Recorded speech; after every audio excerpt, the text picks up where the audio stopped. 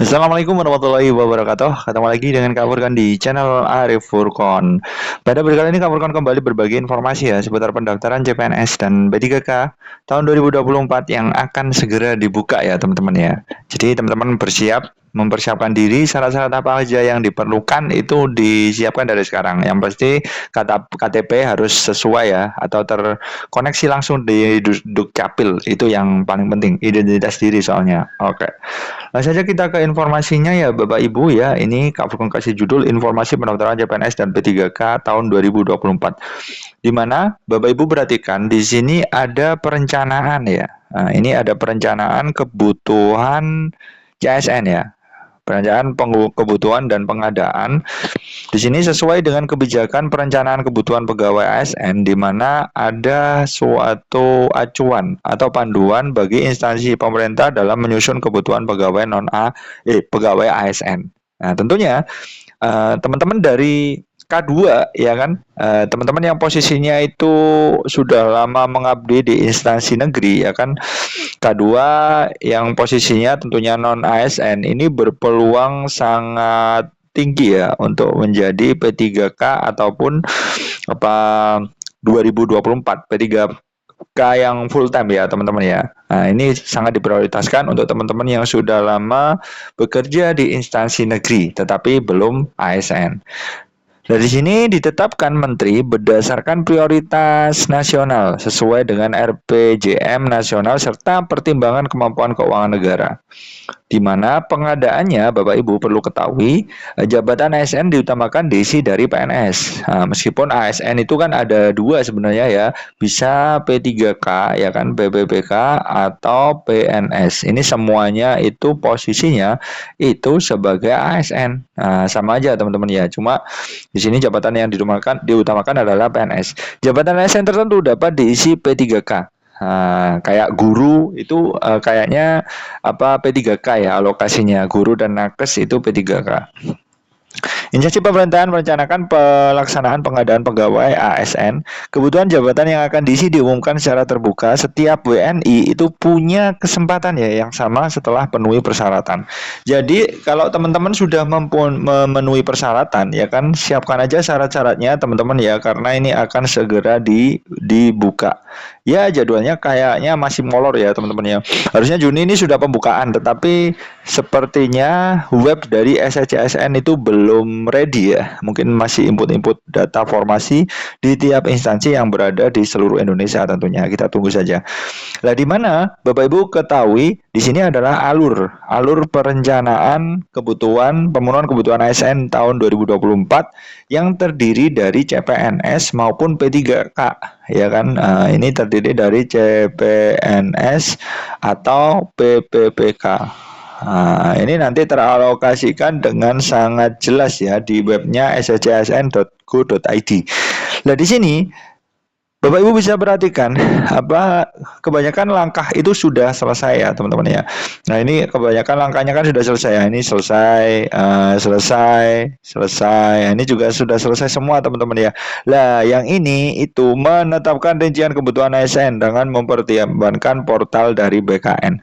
Lah, Pertek dari BKN. Di sini segera.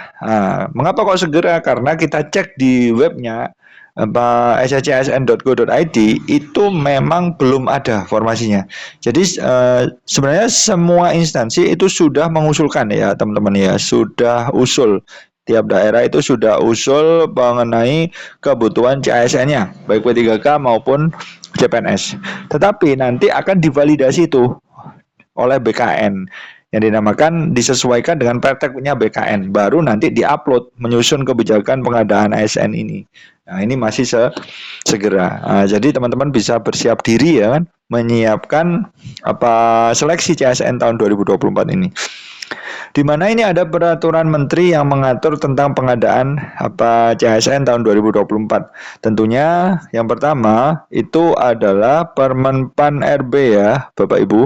Permen RB nomor 27 tahun 2021 tentang pengadaan dan Permen RB nomor 14 tahun 2023 tentang perjanjian kerja ya atau P3K untuk jabatan fungsional dan Permen RB tentang pengadaan pegawai aparatur sipil negara. Seperti ini. Di mana poin-poin ini itu mengatur apa aja sih? Latar belakangnya itu apa aja? Latar belakangnya itu ada penambahan beberapa ketentuan yang tidak diatur di Permen RB nomor 27 tahun 2021 tentang batasan persyaratan itu selama 1 tahun kontraknya. Kemudian di Permen RB nomor 14 tahun 2023 hanya mengatur ketentuan terkait P3K untuk jabatan fungsional, maka perlu penyesuaian terkait P3K yang juga dapat diisi oleh jabatan pelaksana. Kemudian penawaran ketentuan-ketentuan yang sama untuk pengadaan PNS maupun P3K ke dalam satu kebijakan. Nah, seperti itu Bapak Ibu guru ya. Nah, di sini ada HA yang teman-teman dapatkan ya. Bapak Ibu dapatkan jika menjadi pegawai ASN, baik P3K maupun CPNS.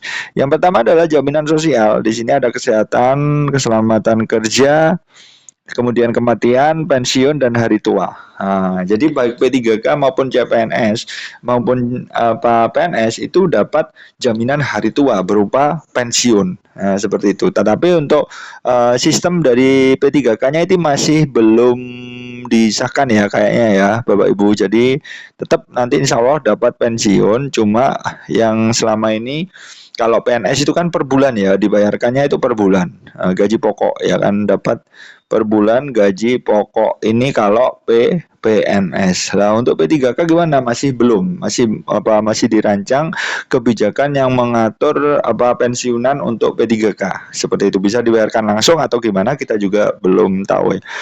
Kemudian penghargaan yang bersifat motivasi. Kemudian ada pengembangan diri, tunjangan dan fasilitas, penghasilan dan lingkungan kerja.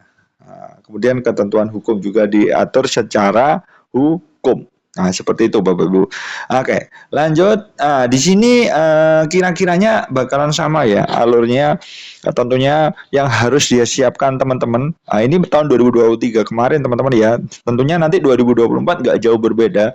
Yang penting yang harus disiapkan teman-teman itu yang pertama ya, yang paling vital itu adalah identitas diri.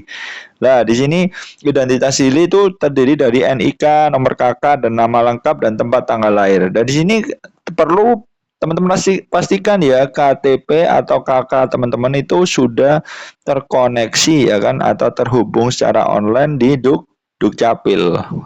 Seperti ini di Dukcapil. Teman-teman kan ada tuh KTP-nya teman-teman atau identitasnya itu ternyata tidak ada datanya di Dukcapil sehingga nanti perlu di-online-kan. Nah, sepertinya istilahnya seperti itu di-online-kan. Kemudian nanti setelah muncul formasi di SSC ASN, teman-teman bisa memilih tuh, bisa mengisi membuat akun dulu ya, membuat akun. Tentunya syaratnya membuat akun adalah memiliki identitas yang terverifikasi di Dukcapil tentunya. Kemudian daftar formasi ini ada mengisi biodata, memilih jenis seleksi CPNS atau P3K, memilih formasi, mengupload dokumen, resume dan cetak kartu pendaftaran. Kemudian setelah nyetak kartu pendaftaran dan daftar itu akan ada seleksi administrasi. Administrasi ini berkaitan berkasnya teman-teman ini sesuai atau enggak. Berkasnya ini sesuai atau enggak. Kalau enggak sesuai berarti otomatis tidak akan lolos ke tahap tes. Ya kan, yang sesuai akan bisa mengikuti tahap tes selanjutnya. Seperti itu. Ada masa sangga juga sih nanti insya Allah. Kemudian ada pengumuman kelulusan. Di sini ada seleksi kompetensi dulu ya kan, seleksi kompetensi. Ini SKD ya teman-teman, kalau di CPNS ini ya alurnya CPNS itu ada 2 kali tes. Kemudian SKD ya kan, kemudian SKD diambil 3 kali formasi yang itu, kemudian SKB. Kemudian seluruh nilai seleksi kompetensi yang akan dikirimkan oleh SSC ASN untuk dilakukan pengolahan nilai berdasarkan passing grade ataupun peraturan afirmasi yang ditetapkan. Contohnya untuk guru kalau sedik itu biasanya dapat 100% ya kan SKB-nya. Kemudian pengumuman kelulusan di sini mengumumkan hasil seleksi kompetensi, ada masa sangga dan pelamar yang dinyatakan lulus melakukan pemberkasan. Seperti itu. Ini kalau 2023 kemarin itu seperti ini. Tapi insya Allah nanti bakalan tidak jauh berbeda ya kalau kita cek di apa SSC ASN di sini memang belum ya, Bapak Ibu perlu perhatikan di sini memang belum update ya kan, masih 2023. Alurnya seperti ini ya. Di sini kalau P3K guru ini masih ada P1, P2, P3. Nanti kalau di 2024 ini masih kayak P1 itu sudah hampir semuanya lulus ya. Nanti mungkin ada regulasi yang kita nantikan ya, Bapak Ibu. Ini ada tenaga teknis, kemudian ada tenaga kesehatan. Tetapi untuk pembukaannya itu masih belum dibuka. Mengapa? Karena di sini sesuai dengan alurnya tadi ya, Bapak Ibu, itu belum ready. Ini kan belum ready ya. Ini kan segera. Segera itu artinya masih dalam proses pengerjaan seperti itu. Oke, mungkin seperti itu dulu info dari Kak Furkon. Mudah-mudahan bermanfaat. Intinya tetap semangat, Bapak Ibu. Salam sehat dari Kak Furkon. Wassalamualaikum warahmatullahi wabarakatuh.